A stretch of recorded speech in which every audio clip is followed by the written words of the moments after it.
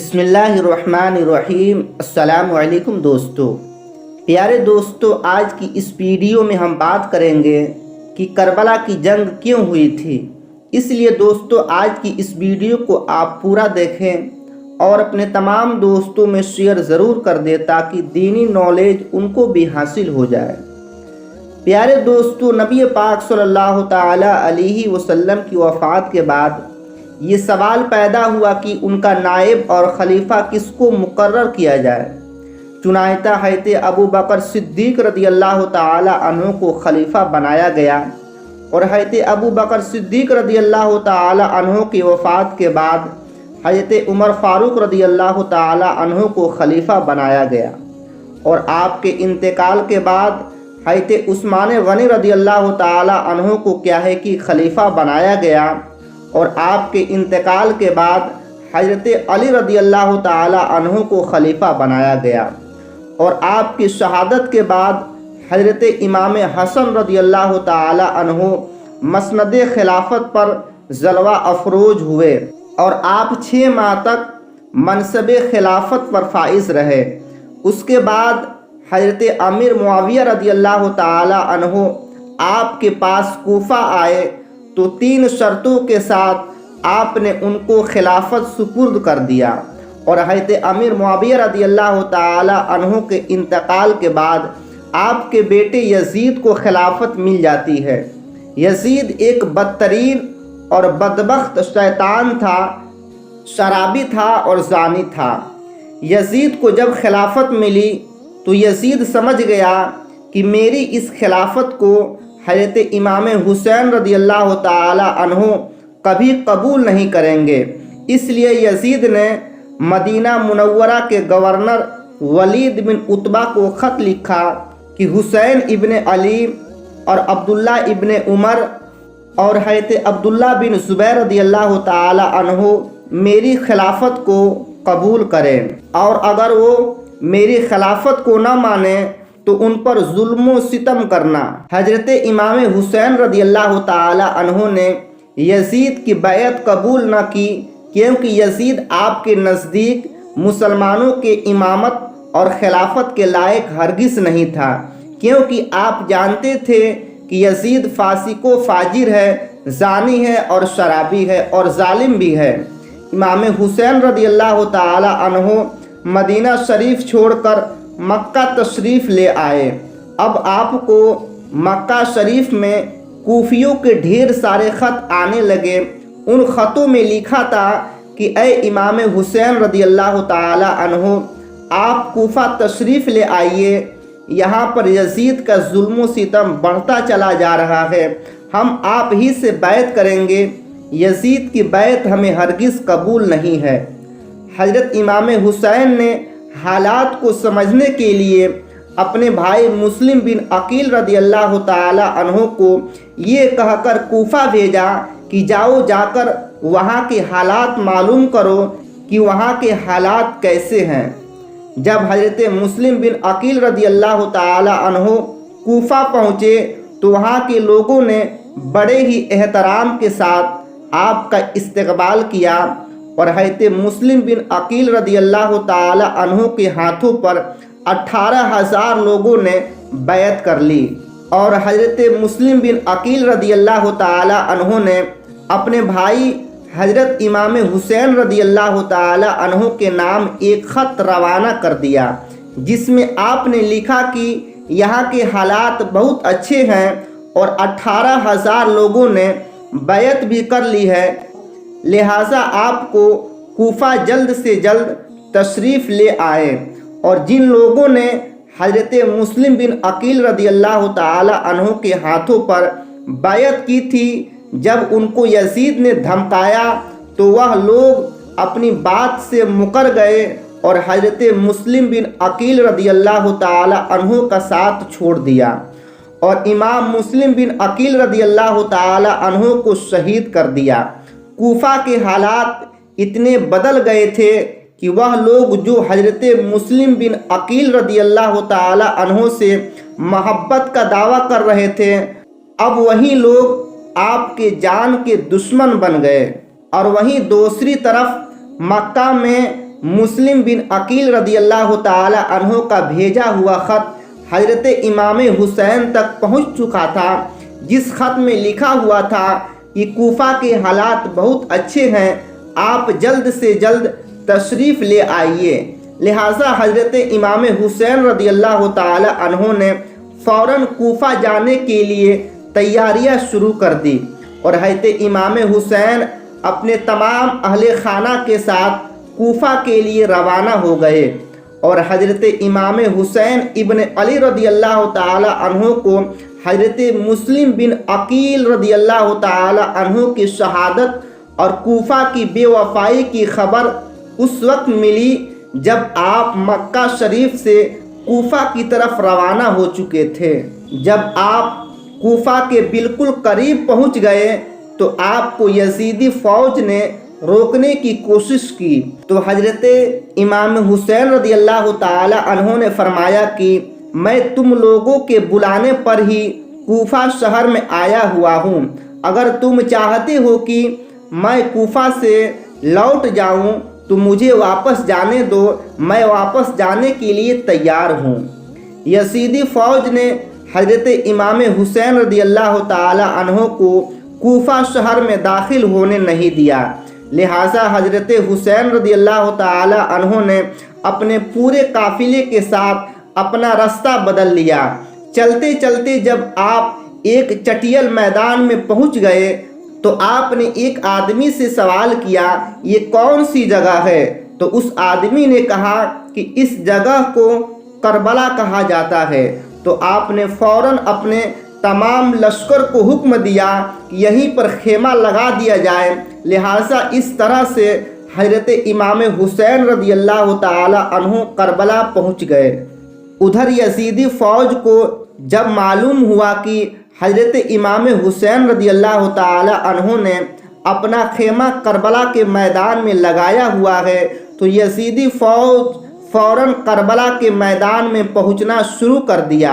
और यजीद की जो फ़ौज करबला पहुंच रही थी उसका सिपह सलारी इब्न साद कर रहा था। तो हज़रत इमाम हुसैन ने इब्न साद से कहा कि या तो तुम मुझे यजीद के पास ले चलो या फिर मुझे अपने शहर मक्का जाने दो। लेकिन इब्न साद ने उन दोनों बातों में से कोई भी बात मंजूर न की और आपको यजीद की बैत करने पर मजबूर कर दिया।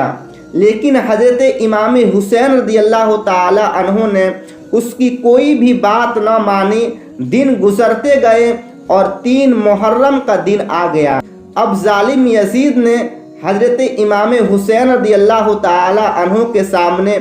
22,000 सिपाहियों का लश्कर भेज दिया और दूसरी तरफ हज़रत इमाम हुसैन रदी अल्लाह ताला अन्हो के साथ सिर्फ 82 लोग थे, जिसमें औरतें और बच्चे भी शामिल थे। यजीदियों को हज़रत इमाम हुसैन रदी अल्लाह ताला अन्हो का इतना खौफ था कि जहां इमाम हुसैन रदी अल्लाह ताला अन्हो 82 लोगों के साथ करबला के मैदान में थे, जिसमें औरतें और बच्चे भी शामिल थे, वहीं यजीद ने मुकाबले के लिए आपके सामने 22,000 सिपाहियों का लश्कर भेज दिया, जो कि हज़रत इमाम हुसैन के सामने 100 गुना ज़्यादा थी। इसके बावजूद भी हज़रत इमाम हुसैन रदी अल्लाह ताला अन्हो के सामने यजीदी फ़ौज के हौसले पस्त हो गए। आखिरकार उन्होंने ये फैसला किया कि अगर हज़रत इमाम हुसैन को हराना है तो उनका पानी बंद करना पड़ेगा,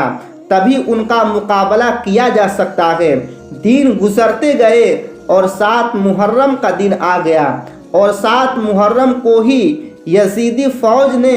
हज़रत इमाम हुसैन रदी अल्लाह ताला अन्हो के काफ़िले वालों पर पानी बंद कर दिया और करबला के मैदान में पानी का कोई इंतज़ाम नहीं था सिवाय नहर फ़ुरात के। लेकिन 7 मुहर्रम के दिन नहर फ़ुरात का भी पानी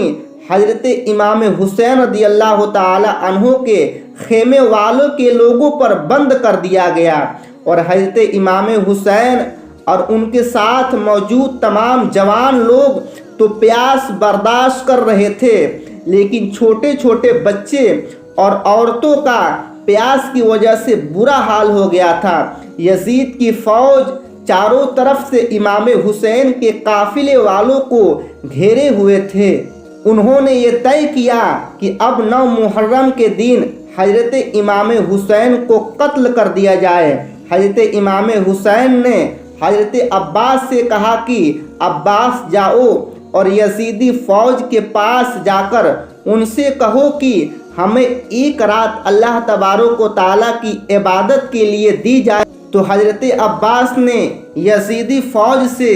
ایک رات کے لیے کہا تو انہوں نے آپ کی بات مان لی، اور 9 محرم کی رات میں حضرت امام حسین نے اپنے تمام قافلے والوں کو اکٹھا کیا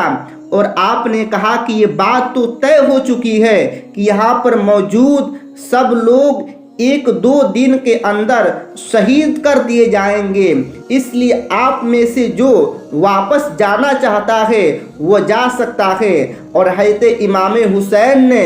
فوراً خیمے میں جل رہے تمام دیوں کو بجھا دیا اور اندھیرا کر دیا تاکہ جو بھی جانا چاہے وہ بلا جھجک جا سکے۔ تھوڑی دیر کے بعد جب دیوں کو دوبارہ جلایا گیا تو سارے لوگ بیٹھے آنسو بہا رہے تھے،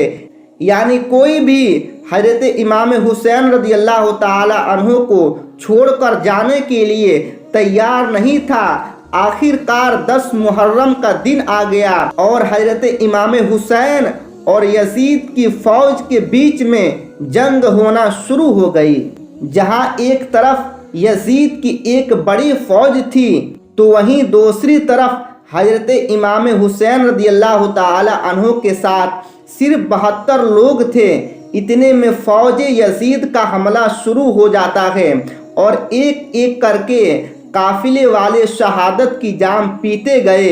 3 دن کے پیاسے حضرت امام حسین کے گھر والے اور تمام افراد یزیدی فوج سے جنگ کرتے رہے اور ایک ایک کر کے شہید ہوتے گئے۔ اور اس کے بعد حضرت امام حسین رضی اللہ تعالی عنہ نے خود میدان جنگ میں تلوار لے کر نکلنے کا ارادہ کیا اور میدان جنگ میں جا کر حضرت امام حسین نے اپنے تلوار سے اکیلے تمام یزیدی فوجوں سے مقابلہ کرتے رہے، اور حضرت امام حسین کے تنہا ہونے کے باوجود بھی آپ کے مقابلے میں کوئی بھی آنا نہیں چاہتا تھا۔ اس کی صرف ایک وجہ تھی اور وہ وجہ یہ تھی کہ آپ حضرت علی رضی اللہ تعالی عنہ کے بیٹے تھے۔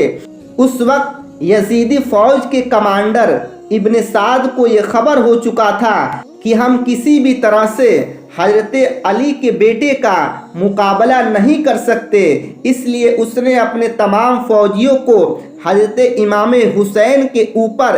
ایک ساتھ حملہ کرنے کا حکم دے دیا۔ تمام لوگ ایک ساتھ مل کر جو 22,000 کا لشکر تھا حضرت امام حسین رضی اللہ تعالی عنہ پر حملہ کرتے رہے، لیکن اس کے باوجود بھی حضرت امام حسین یہ بات ثابت کر رہے تھے کہ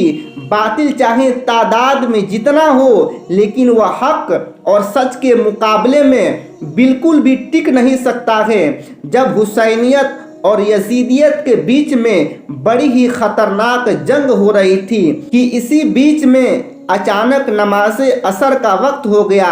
حضرت امام حسین ایسے مشکل وقت میں بھی عصر کا نماز پڑھنے کا ارادہ کیا، اور آپ نے جیسے ہی نماز پڑھنا شروع کیا تو یزیدی فوج کو وہ موقع مل گیا جس کا وہ لوگ ایک لمبے وقت سے انتظار کر رہے تھے۔ اور جیسے ہی حضرت امام حسین رضی اللہ تعالی عنہ سجدے میں گئے تو آپ کی گردن پر تلوار چلا کر آپ کے سر کو جسم سے جدا کر دیا گیا اور حضرت امام حسین رضی اللہ تعالی عنہ کو شہید کر دیا گیا۔ حضرت امام حسین کی شہادت کے بعد یزیدیوں نے حضرت امام حسین کے سر مبارک کو نیزے پر رکھ کر پورے کوفہ میں گھمایا تھا اور آپ کے سر کو گلی گلی میں گھما کر جلوس نکالا تھا۔ کربلا کی اس جنگ میں حضرت امام حسین رضی اللہ تعالی عنہ کے گھر والوں میں سے صرف آپ کی ایک اولاد ہی بچ چکی تھی، جن کا نام حضرت زین العابدین تھا۔ ان کے علاوہ وہ حضرت امام حسین کے گھر کی تمام عورتوں کو قیدی بنا کر کوفہ لایا گیا تھا۔ بھلے اس دن حضرت امام حسین کو شہید کر دیا گیا تھا، لیکن آج بھی حضرت امام حسین پوری دنیا میں قیامت تک کے لیے زندہ ہے۔